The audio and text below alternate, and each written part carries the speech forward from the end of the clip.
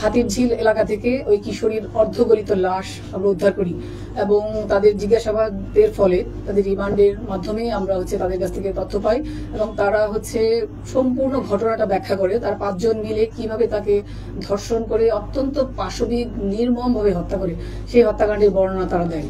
আপনারা ইতিমধ্যে সে জেনেছেন 13 বছর বয়সী একজন কিশোরীকে গণধর্ষণের পর হত্যা করা হয় অত্যন্ত পাশবিকভাবে। সেই ঘটনাটা শুরু হয় তার নিখোঁজের মাধ্যমে, যেটা তার বাবা গত 16 জানুয়ারি আমাদেরকে অবহিত করেন, থানায় একটা জিডি করেন এবং সেই জিডির প্রেক্ষিতে আমাদের যে সাব ইন্সপেক্টর আছেন মেহেদি এবং আমার অফিসার ইনচার্জ এবং এসি, তারা একটা টিম গঠন করে এবং টিম গঠন করে সেখানকার যে মোবাইল কমিউনিকেশনের সূত্র ধরে আমরা একজন আসামিকে প্রথমে চিহ্নিত করা হয়, সেখান থেকে দ্বিতীয় আসামিকে চিহ্নিত করা হয় এবং এদেরকে গ্রেফতার করার পর ওদের দেখানো তথ্য মতেই গতকাল সকালবেলায় হাতিরঝিল এলাকা থেকে ওই কিশোরীর অর্ধগলিত লাশ আমরা উদ্ধার করি এবং তাদের জিজ্ঞাসাবাদের ফলে তাদের রিমান্ডের মাধ্যমে আমরা তাদের কাছ থেকে তথ্য পাই এবং তারা সম্পূর্ণ ঘটনাটা ব্যাখ্যা করে। তার 5 জন মিলে কিভাবে তাকে ধর্ষণ করে অত্যন্ত পাশবিক নির্মমভাবে হত্যা করে সেই হত্যাকাণ্ডের বর্ণনা তারা দেয়। সেটা প্রথম ঘটনাটা। আরেকটা আমাদের উত্তরা ডিভিশনেরই তুরাগে আপনারা জানেন যে গত 29 জানুয়ারি একটা হত্যাকাণ্ড ঘটে, যেখানে ভিকটিম শাহরিয়া শুভ 25 বছর বয়সী একজন প্রাইভেট ফার্মে কাজ করতেন। তাকে হত্যা করে তারই পরিচিত তাদের পূর্বশত্রুতার জের ধরে তাকে হত্যা করে মোহাম্মদ রিয়াজ এবং রিয়াজ সেখানে প্রকাশ্যেই হত্যা করে তাকে ধারালো ছুরি দিয়ে তার বুকে বাম পাশে আঘাত করে তুরাগ থানার রানা ভোলা এলাকায় এবং সেখানেই সে ঘটনার পরপরই সে তার মোবাইল এবং তার ব্যবহৃত ছুরি এগুলো ফেলে সে পালিয়ে যায়। তো তাকে ধরার জন্য আমাদের যে টেকনোলজিক্যাল কৌশল সেগুলো ব্যবহার করার সুযোগ ছিল না। আমরা খুব ট্রেডিশনাল উপায়েই তাকে খুঁজে বের করি।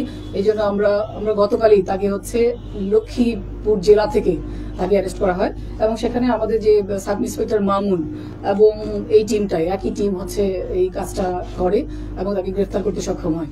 আমরা আসামির কাছ থেকে প্রাথমিকভাবে জেনেছি যে তার হত্যাকাণ্ডের মোটিভ এবং অন্যান্য বিষয়, তো আমরা তাকে তার 164 নেওয়ার জন্য আজকে আদালতে প্রেরণ করব।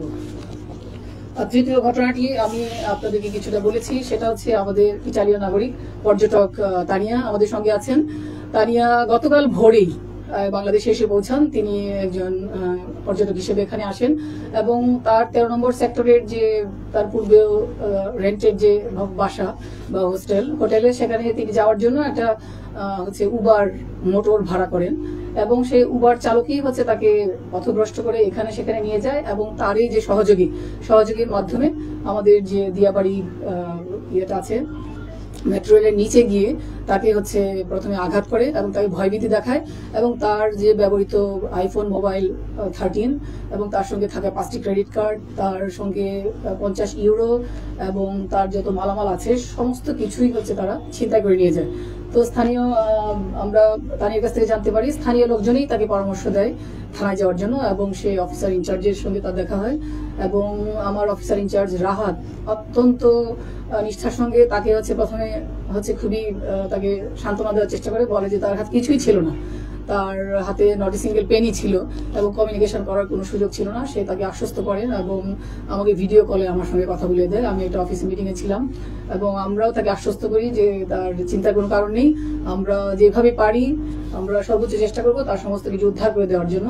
এবং অফিসার ইনচার্জ নিজে তাকে যে ইটালির যেখানে আপনারা জানেন এম্বাসি আছে তাকে নিয়ে যায় যেন তার পাসপোর্টটার যে একটা ডকুমেন্ট যেন সে পেতে পারে, কারণ সে খুব ভয়ের মাঝে ছিল। আপনারা জানেন যে একজন টুরিস্ট নতুন দেশে আগমনের সঙ্গে সঙ্গে যদি এই ধরনের ঘটনা হয় তাহলে সে মানসিকভাবে কতটা বিপর্যস্ত হয়ে যেতে পারে। তো আমরা তাকে কথা দিয়েছিলাম যে আমরা উদ্ধার করব।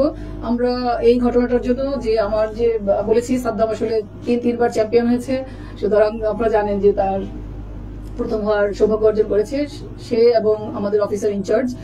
তারা আমাদের যে এয়ারপোর্ট এলাকার সমস্ত সিসি ক্যামেরার ফুটেজটা সংগ্রহ করে প্রথমে এবং সেগুলো অ্যানালাইসিস এবং অন্যান্য কিছু কৌশল আছে যেগুলো আমরা বলতে যাচ্ছি না, সেগুলোর মাধ্যমে প্রথমে আমরা যে মোটর যে উবার চালক ছিল তাকে প্রথমে আমরা গ্রেফতার করি এবং পরবর্তীকালে তার সহযোগীর কাছ থেকেই আমরা সমস্ত কিছু উদ্ধার করি। তো উদ্ধার করার পর তানিয়া খুবই আবেগে আপ্লুত হয়ে পড়ে, সে অত্যন্ত আনন্দিত হয়, সে বারবার আমাদেরকে ধন্যবাদ জানায়, সে বারবার বলে যে we are the best police, ঠিক আছে। এবং সে আজকে যখন আমরা বলেছি যে আমরা আজকে প্রেস ব্রিফিং করবো, সে বলছে যে সে এখানে থাকতে চায়। তো আমাদের পক্ষ থেকে এ পর্যন্তই, অসংখ্য ধন্যবাদ সবাই।